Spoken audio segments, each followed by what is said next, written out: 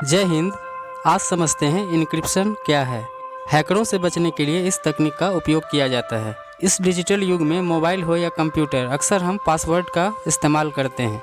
ऐसे में मन में एक ख्याल आता है कि यह पासवर्ड सबसे तो छुपा लिया, पर क्या यह उस सर्वर से छुपा हुआ है जिस सर्वर पे हम इसका उपयोग करते हैं? आखिर वो वहाँ कैसे हम इससे सुरक्षित रह पाएंगे? हमारे डाले गए पासवर्ड जो बैंक, फेसबुक, गूगल, इंस्टाग्राम या कई सारे ई-कॉमर्स साइट तक पहुँच जाती है। इसी से सुरक्षा के लिए हम इस टेक्नोलॉजी का इस्तेमाल करते हैं। समझते हैं यह तकनीक क्या है। जब भी कभी हम पासवर्ड क्रिएट करते हैं तो उसे एक प्रोसेस से गुजरना होता है जिसे हम हैशिंग प्रोसेस कहते हैं। इस प्रोसेस में हम कुछ भी लिखते हैं तो यह 40 डिजिट के एक कोड में तब्दील कर दिया जाता है। आप कोई छोटा वर्ड या बड़ा सा पासवर्ड बना लीजिए, लेकिन इसका जो इनक्रिप्ट करेगा, ये जो हैशिंग प्रोसेस होगा, उसके बाद यह आपके पासवर्ड को 40 डिजिट का, देखिए कुछ इस टाइप का आप देख सकते हैं, ये इस टाइप का 40 डिजिट का कोड में ये बदल देता है। ये हैशिंग प्रोसेस आपके पासवर्ड को, उदाहरण के लिए ये देखिए, हमने लिखा यहाँ पे 5 डिजिट का शब्द डिबग। अब ये देखिए, ये डिबग हैशिंग प्रोसेस, इधर तो हमने डिबग टाइप किया अपने पासवर्ड फॉर्मेट में, पासवर्ड जहाँ पे हमें डालने को कहता है, पर ये पासवर्ड तो हमने तो पासवर्ड डाला, पर ये हैशिंग प्रोसेस से ये 40 डिजिट का इनक्रिप्टेड कोड में कन्वर्ट हो जाता है। अब इसके फ़ायदे को समझते हैं। जब भी हम मोबाइल या कंप्यूटर से पासवर्ड क्रिएट करते हैं कर रहे होते हैं, तो गूगल है या जो भी ई-कॉमर्स साइट या जो भी ऐप डेवलपर है, उसके पास यह पासवर्ड डायरेक्ट वे में कभी नहीं पहुँच पाता है। हैशिंग प्रोसेस से ही डेवलप किया हुआ 40 डिजिट का जो जनरेट होता है ये कोड, यही उनके पास पहुंचेगा हमेशा। हमारा पासवर्ड उनके पास कभी नहीं पहुंचता है। पासवर्ड के रूप में यही इनक्रिप्टेड पहुंचता है, इनक्रिप्शन पहुंचता है हमारे पासवर्ड का। डायरेक्ट पासवर्ड कभी नहीं पहुंचता है किसी भी डेवलपर, ई-कॉमर्स साइट या बैंक के पास। गूगल या अन्य सर्वर को कभी पता ही नहीं चलता है कि भाई रियल पासवर्ड रखा क्या गया है। उसे बस आपके पासवर्ड का इनक्रिप्शन पता होता है। अब मान लेते हैं गूगल या किसी भी रिलेटेड सर्वर है या जो भी कोई ई-कॉमर्स साइट है का कोई कर्मचारी इस इनक्रिप्टेड पासवर्ड को कहीं से निकाल लाया, चुरा लाया, तो भी वह हमारा अकाउंट हैक नहीं कर पाएगा। कारण जब वह पासवर्ड सेक्शन में या इनक्रिप्टेड डाटा को डालेगा तो ये क्या करेगा, क्योंकि ये हैशिंग प्रोसेस से गुजरेगा। जब आप पासवर्ड में कुछ भी डालते हैं तो उसको हैशिंग प्रोसेस से गुजरना पड़ता है। तो अगर आप कहीं से हमारा वो इनक्रिप्टेड कोड ले भी आया हमारे पासवर्ड का, तो फिर उसको जब ये वो पासवर्ड सेक्शन में डालेगा तो फिर हैशिंग प्रोसेस क्या करेगा, उसका डाला हुआ जो इनक्रिप्शन है फिर उसको वो 40 डिजिट का नया कोड में बदल देगा। तो इस तरह वो हमारे पासवर्ड तक पहुंच ही नहीं पाएगा, वो हमारा पासवर्ड को समझ ही नहीं पाएगा। इसी प्रोसेस को हम लोग हैशिंग प्रोसेस कहते हैं। ये बड़ा ही मुख्य प्रोसेस है। हालांकि इसकी भी अपनी कुछ कमजोरियां हैं जिस पे हम चर्चा करेंगे आगे। एक बात समझिए, हैशिंग प्रोसेस सिर्फ वन वे होता है, मतलब इसका जो डायरेक्शन होगा हमेशा वन वे होगा। किसी भी इनक्रिप्ट किया हुआ 40 डिजिट को आप वापस इसी लाइन से वापस उसको कन्वर्ट नहीं कर पाएंगे। इस हैशिंग प्रोसेस हमेशा वन वे डायरेक्शन में काम करता है। मतलब हमारा लिखा पासवर्ड इनक्रिप्ट हो सकता है, पर इनक्रिप्ट डेटा का वापस पासवर्ड में इस्तेमाल कभी नहीं किया जा सकता है। इसको डिकोड नहीं किया जा सकता है कि लिखा क्या था। कोई भी सर्वर या गूगल हमें पासवर्ड लिखने को बोलता है, ना कि इनक्रिप्ट डेटा लिखने को बोलता है। आप गौर करेंगे, हम लोग तो पासवर्ड नॉर्मली टाइप करते हैं, पर वो हैशिंग प्रोसेस से जो पहुंचता है सर्वर में, वो उसका वो इनक्रिप्ट पहुंचता है। वो 40 डिजिट का जो वो कोड जनरेट कर देता है आपके पासवर्ड का, वो उस सर्वर तक पहुंचता है। तो आपका पासवर्ड तो वहां तक डायरेक्ट पहुंच ही नहीं पाता है। अगर आपको किसी का हैशिंग कोड पता चल भी गया तो भी आप नहीं बता सकेंगे कि भाई मुख्य शब्द क्या था। इस प्रकार दो बात सामने आई है। एक, हैशिंग कोड जो हमारे पासवर्ड छोटा हो या बड़ा हो, हमेशा वो आपको इस पासवर्ड को 40 डिजिट के फॉर्मेट में तब्दील कर देता है। दूसरा, यह सिर्फ वन वे काम करता है। तो ये दो चीज़ तो हम समझ गए कि ये हैशिंग प्रोसेस है, इसमें ये दो चीज़ होता है। इसी हैशिंग प्रोसेस से जो डाटा निकल कर आती है, इसी संपूर्ण प्रोसेस को हम क्रिप्टोग्राफी कहते हैं, और इसे ही आम भाषा में हम इनक्रिप्टेड कहते हैं।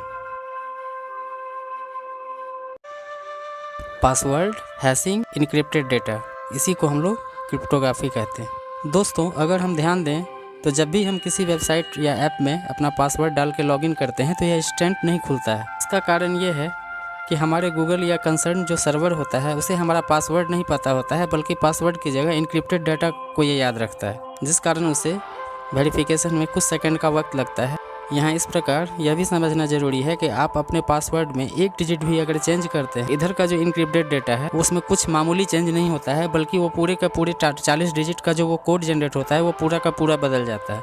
मतलब वो टोटल चेंज हो जाता है। अगर आप एक डिजिट भी पासवर्ड इधर अपना चेंज करते हैं तो आपका इनक्रिप्टेड डाटा पूरा का पूरा जो सेट है वो चेंज हो जाता है।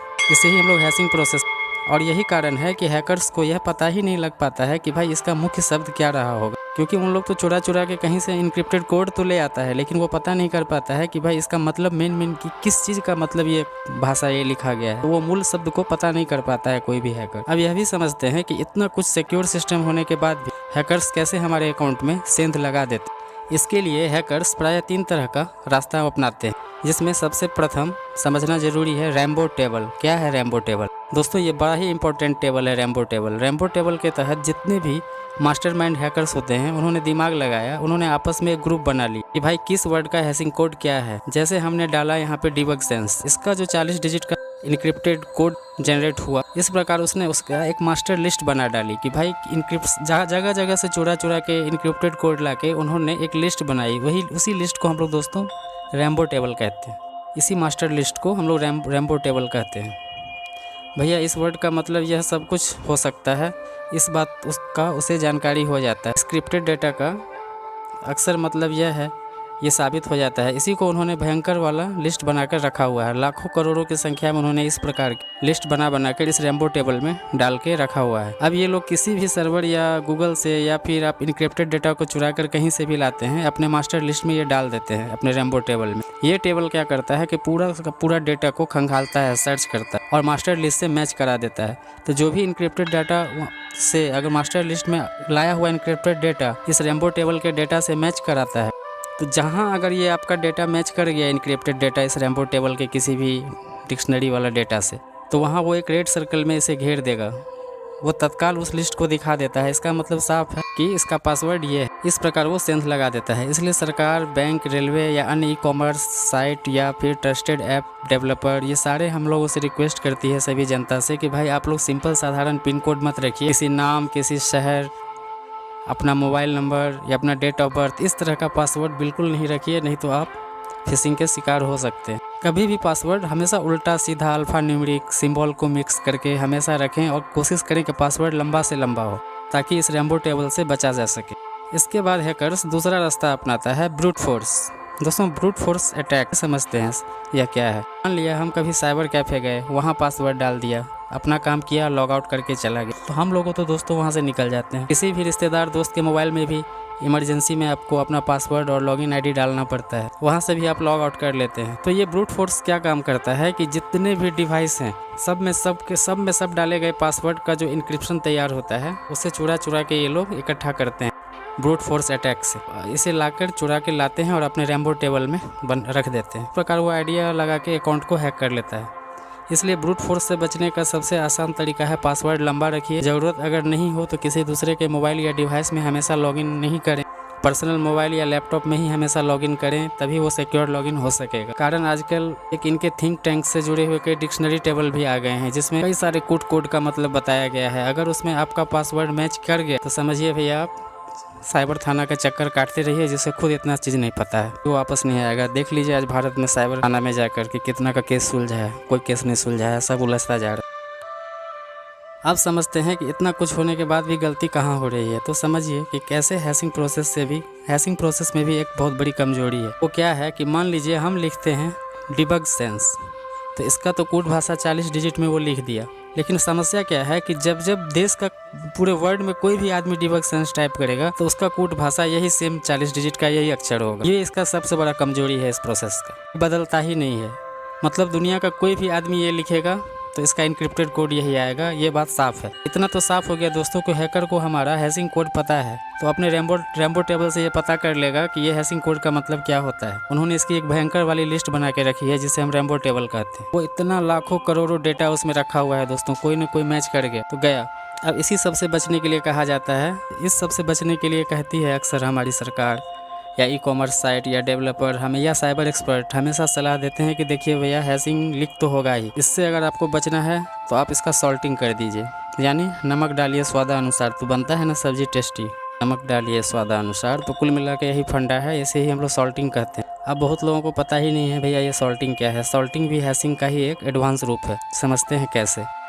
हमारा पासवर्ड है डिबग सेंस, इसका तो 40 डिजिट का इनक्रिप्शन कोड जनरेट हो गया कि भाई डिबग सेंस का 40 डिजिट का इनक्रिप्शन कोड ये है। अब सॉल्टिंग प्रोसेस में क्या होगा कि अगर आप पहली बार डिबग सेंस लिख रहे हैं तो इसका तो ठीक है, ये जनरेट होके आ गया 40 डिजिट कोड, लेकिन अगर आप दूसरी बार यही डिबग सेंस पासवर्ड डालेंगे तो कोड तो आएगा 40 डिजिट का, जनरेट होगा, लेकिन ये इस पिछली बार जो आपका कोड जनरेट हुआ था 40 डिजिट का, वो उससे डिफरेंट कर देगा। आई होप कि आप समझ रहे होंगे मैं क्या बता रहा हूँ। आप देखेंगे ना, बड़े बड़े बिजनेसमैन, यूट्यूबर, डिफेंस से जुड़े हुए लोग, जिनका बहुत सारा इंपॉर्टेंट डेटा होता है, अपने डेवलपर से हमेशा हैशिंग के साथ साथ सॉर्टिंग टेक्नोलॉजी की फैसिलिटी के लिए भी अप्लाई करता है, ताकि उनका अकाउंट सिक्योर बना रहे। इसके बाद हैकिंग की गुंजाइश नहीं बचती। हम सब कभी न कभी कहीं ना कहीं कोई ना कोई छोटी सी गलती कर देते हैं, जो फिशिंग का शिकार बन जाते हैं, हमारा अकाउंट हैक हो जाता है। अतः सभी से रिक्वेस्ट है कि कभी भी अपना पासवर्ड, किसी भी नाम, अपना डेट ऑफ बर्थ, ईस्वी, किसी सिटी का नाम या इस तरह का ऐसा कोई पेट्स नेम, इस तरह का कभी कॉमन नाम कभी भी पासवर्ड में नहीं रखें, नहीं तो भैया मोहल्ला का छोटा मोटा लफुआ भी आपका अकाउंट को हैक कर देगा। मतलब कम से कम 14 डिजिट तो अवश्य रखें, उसमें भी अल्फा न्यूमेरिक सिंबल का इस्तेमाल करें, कुछ कैपिटल लेटर डाल दें, कुछ स्मॉल लेटर डाल दें। सीधा से फंडा है भैया, अगर आपका पासवर्ड आपको याद है तो आपका पासवर्ड स्ट्रॉन्ग नहीं है। हमेशा ऐसा लिखिए जो आपको लिखना पड़े, अच्छा खासा लिखना पड़े, अलग अलग चीज़ें, उल्टा सीधा चीज़ आपको लिखना पड़े, टाइप करना पड़े, उसको ही आप सिक्योर पासवर्ड कह पाएंगे। नहीं तो ये तो हम लोग जो याद रखते हैं, फटफट टाइप करके खोल लेते हैं, जिस दिन आप फिशिंग के शिकार होइएगा उस दिन इसका मतलब आपको समझ में आ जाएगा कि ये वीडियो किस लिए था। और इसके बाद तो दोस्तों आजकल 2 वे वेरिफिकेशन भी आ गया है, ये भी बहुत ज़रूरी है। आप अपने सेटिंग में जाके कर लीजिए गूगल में 2 वे वेरिफिकेशन। अगर किसी को आपका लॉगिन आईडी और पासवर्ड भी कोई जान गया है तो भी वो आपका कुछ नहीं बिगाड़ सकता है, क्योंकि सीधा आपके मोबाइल पे OTP आएगा। वो आपसे पूछेगा कि यस या नो, ये आदमी आपके मोबाइल में ये करना चाह रहा है इस डिवाइस से। उस शहर का उस सिटी का लोकेशन भी बता देगा, उसके हाथ में कौन कंपनी का कौन सा मॉडल का डिवाइस है वो भी आपको बता देगा। ज़्यादा आपको क्या चाहिए, इसके बावजूद भी आप ओके कीजिएगा तो कीजिए, हमेशा आपको नो करना है। बहुत सारे लोग कहते हैं कि भैया मेरा अकाउंट बंद हो जाएगा, ऐसा ऐसा फ़ोन आया है इसीलिए हम बता देते हैं। अरे भैया, आपका अकाउंट अगर कोई बैंक बंद कर देगा तो करने दीजिए। कौन सा हम लोग जन्म से अकाउंट लेके आए थे, फिर से अकाउंट खुल जाएगा। लेकिन जब आपका रुपया उड़ा लेगा कोई, तो आप बैंक में फिर दोबारा क्या चीज़ खोलने जाइएगा। तो इस तरह से है दोस्तों। और भाई, बड़े बड़े हैकरों से मेरा हाथ जोड़ के विनती है, अगर वो मेरा वीडियो देख रहे हैं, छोटे मोटे गरीब लोगों का अकाउंट कभी भी हैक नहीं करें। जिसके अकाउंट में 50,000, 60,000, 70,000, लाख रुपया पड़ा हुआ है दोस्तों, उन गरीबों को वो मेहनत, खून पसीना का रुपया उन्होंने जमा किया हुआ होता है। आपको अगर हैक करना है तो बड़े बड़े नेता का अकाउंट उठाइए दोस्तों, वहाँ करोड़ों करोड़ रुपया पड़े हुए हैं उन लोगों के ब्लैक मनी। अब इस सब को उड़ाइए ना भाई, अब छोटे छोटे गरीब आम आदमी को उड़ा के क्या फ़ायदा। तो दोस्तों यही है क्रिप्टोग्राफी।